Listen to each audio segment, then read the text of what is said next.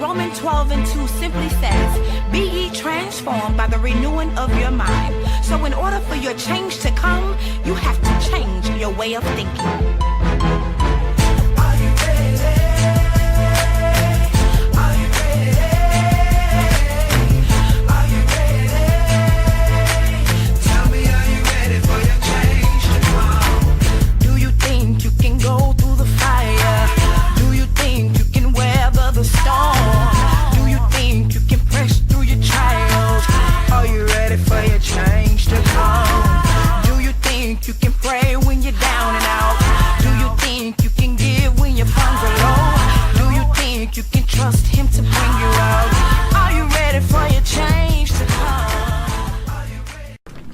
Good afternoon. God bless you, and thank you for tuning in to this webinar.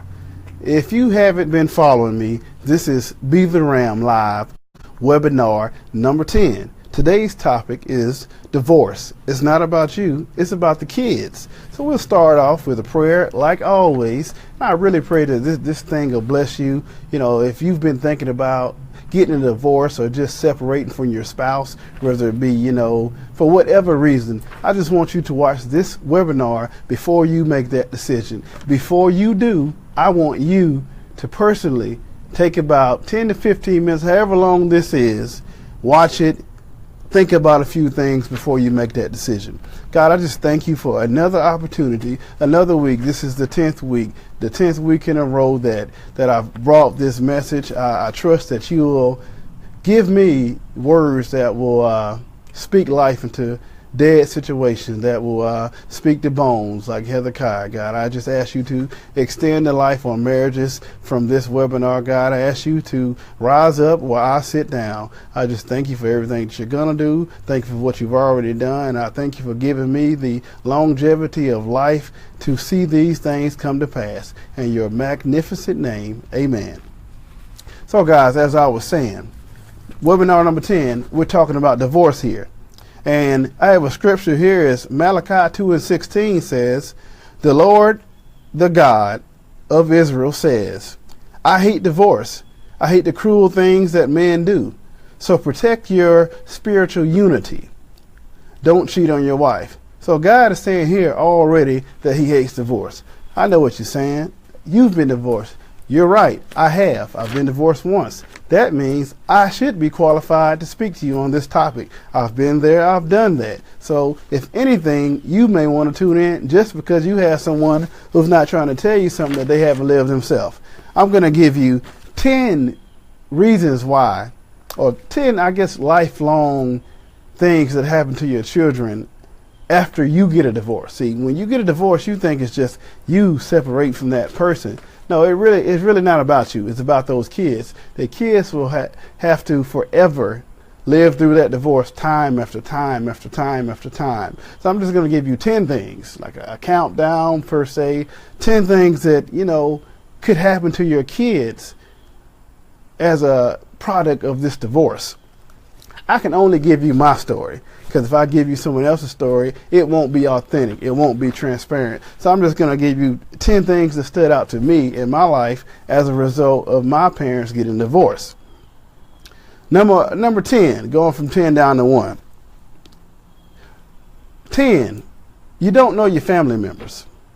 When your kids are left out there after divorce, when parents split, the kids usually lose contact with, you know, one part of a family, whether it's the father's side because the father decides he doesn't want anything to do with the child, or the mother's side because, you know, it's just separation. You go to visit mom on the weekend or dad on the weekend, they really want to spend time with you and not the whole family. So you really miss out on your family, and you have this state of, I don't know where I belong and who I belong to.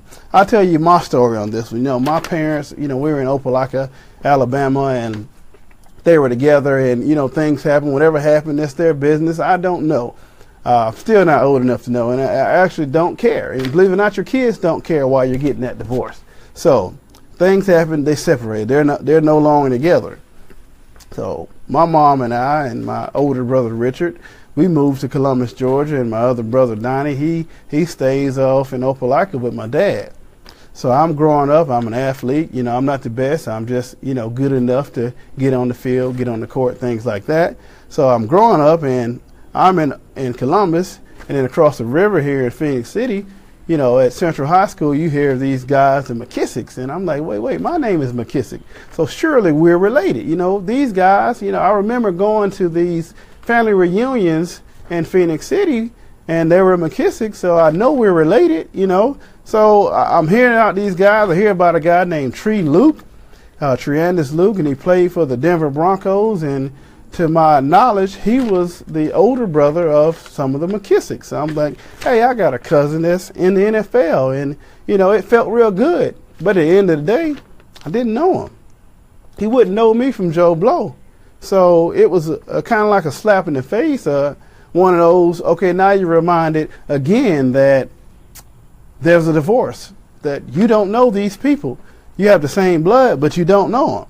Then on the same field, I had two more cousins over there in Phoenix City. Across that water was Kelsey and Nick Mckissick, and they were great players. I think one of them went to Auburn, and both of them ended up at Alabama A&M or Alabama State or whatnot. But, however it's being said that we were related. But I didn't know the guys. We were playing against each other on the same field, and, you see those guys out there doing so well and names in the papers, and I felt connected, but at the same time, I felt disconnected because I didn't know them. I didn't know them at all. Then came, Bryant was another guy, Bryant Mckissick. We're Facebook friends now. We're cousins. But I only know him through Facebook. And while he was at Troy, I was at my school, Southwestern, little small school in the middle of nowhere in Kansas, but I did get a great education. I would follow him, and I tell my guys, hey, that's my cousin. I get NCAA, and I play with him and things like that. But at the end of the day, he didn't really know me at all. But we were related. We were related. And now it's little, then we go on to Jock, my other cousin. Now he's back in Opelika, and he goes to Clemson, and he's big J50, and, once again, it's another thing of where, I'm so proud to be a Mckissick, and I'm so proud to have these family members who are excelling in athletics, but yet I don't really know them, and they really don't know me, and it hurts. But you try to, as a kid, how do you deal with those things? And now you have J.D. Mckissick, who's the younger brother of Brian, and he's playing for the Seahawks right now, doing great.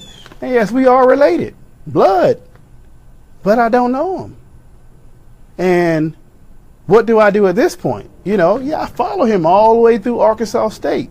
Very proud, Facebook posts here and there. We even Facebook friends. But the truth be told, I don't know him. And at the point now that he's excelled so high in his career that he's in the NFL, if I show up now, what's being said. Oh, now you're my cousin. And now that I'm in the NFL, I have all these family members that come out the woodworks. Of course, that's not how it is. It's not the truth. But could you be mad at a person to think that way?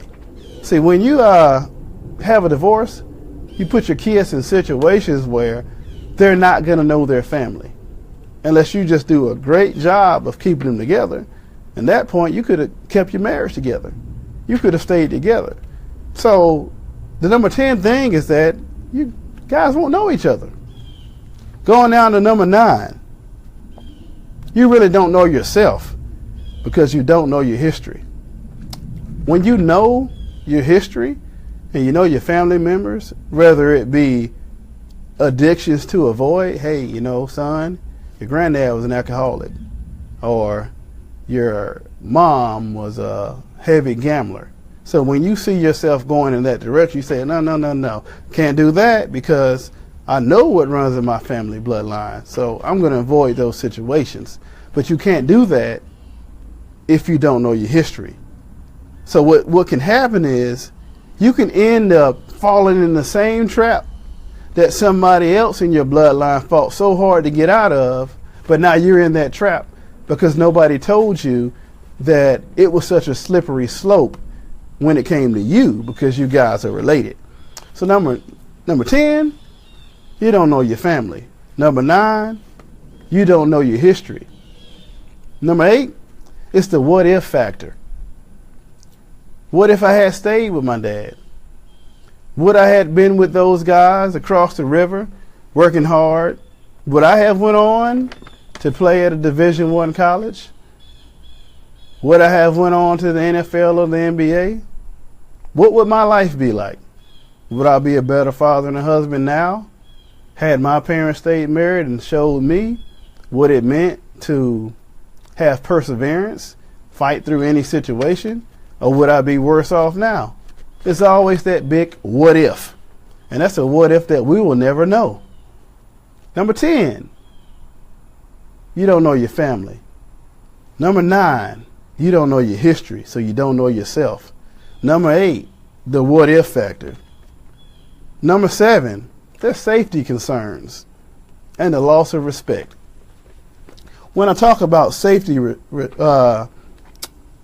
concerns, I mean, now you have to think about when you have this divorce, your child is not always going to be with you. If you're a father, you always want to look out for your child, especially if you have a daughter and a son. You don't know who's doing what to your kid. You can trust that, the other parent is going to always put them in situations to be safe, but you really don't know that. You can trust it, but you're not there as the mother or the father to always have your hands on that child to protect them.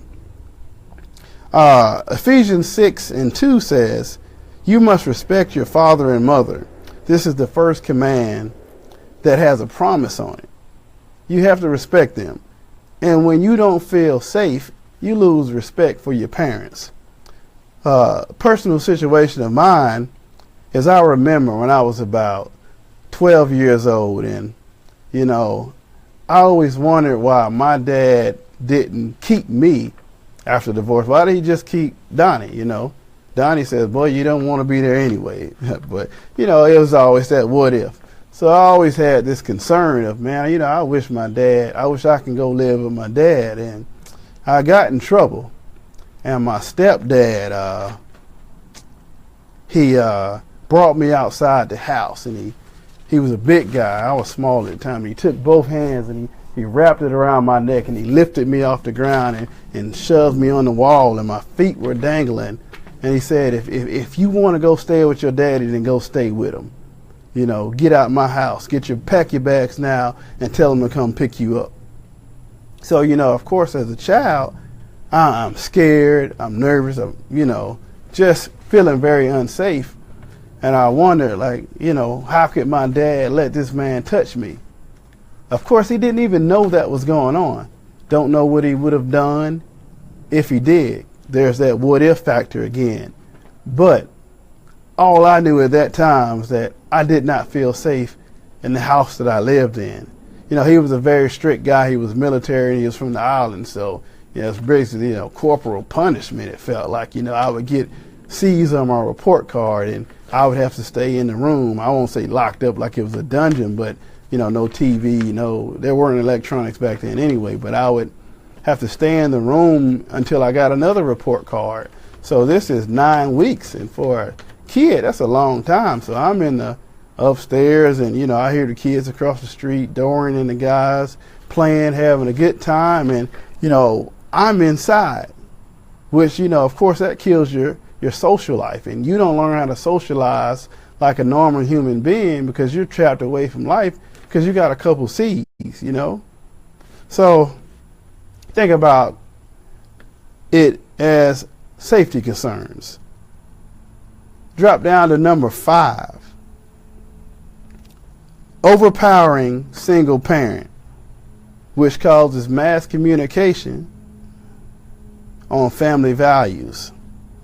Mark 10, 6 through 9 says, but when God made the word, he made people male and female.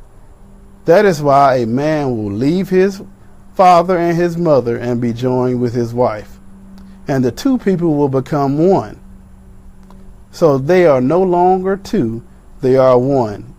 God has joined them together, so let no one separate them.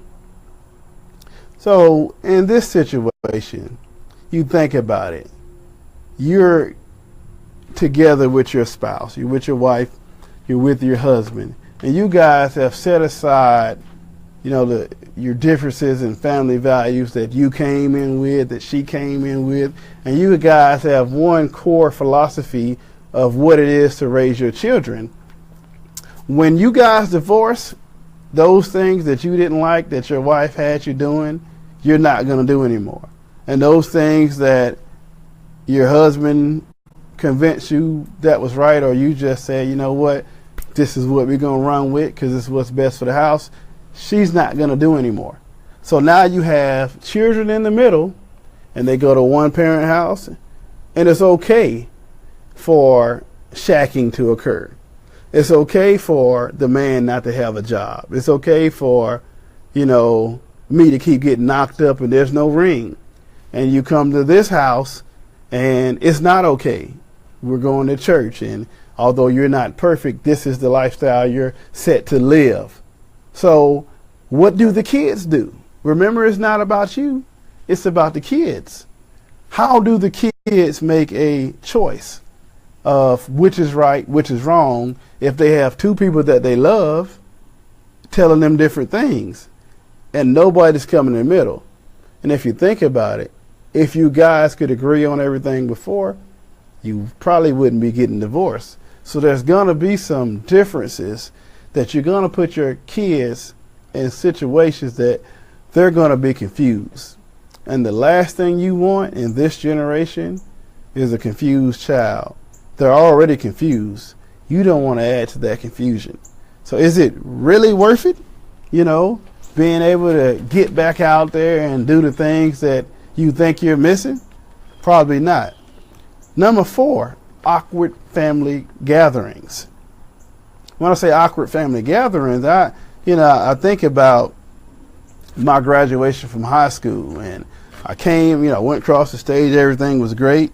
And when I came out of the Civic Center in Columbus, Georgia, class of 2001, shouts out to Kendrick High School, I saw my grandma, my aunts, and those people, and all my family was there. And I'm out, I'm taking pictures, and I'm so happy. It's one of the happy days of my life. I know I was headed off to college in a few months, and things were great. And we were taking pictures, and then out the corner of my eye, I see my mom. She's like, what are you doing?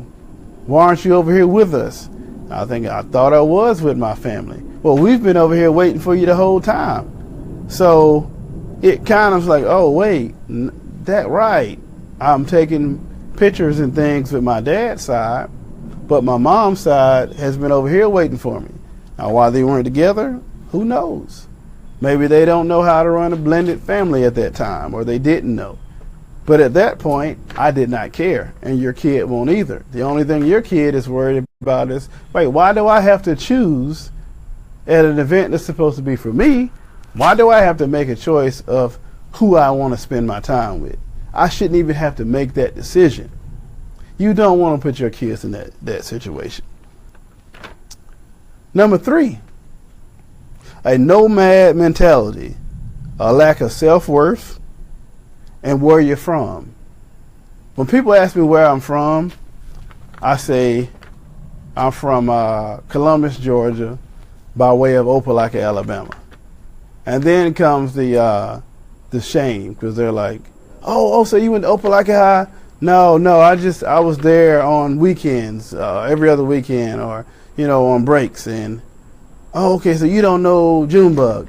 Nah, I don't know Junebug. I don't know. Oh, so you're not from Opelika? Oh, well, my parents got a divorce, and so I'm really from Columbus. Okay, so who'd you hang with in Columbus? Oh, my homeboy Dre. Dre died. My best man at my wedding, and me and Dre have a running joke that, hey, how did you guys become best friends? He said, well, Mckissick, man, he just showed up at my door one day and never left. And the sad part about it, it's true.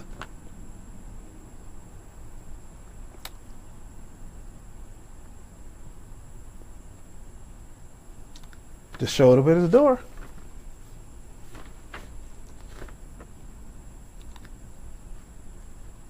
And his family took me in. So So of course I'm not going to leave. Why would I leave? I mean, why would you leave a place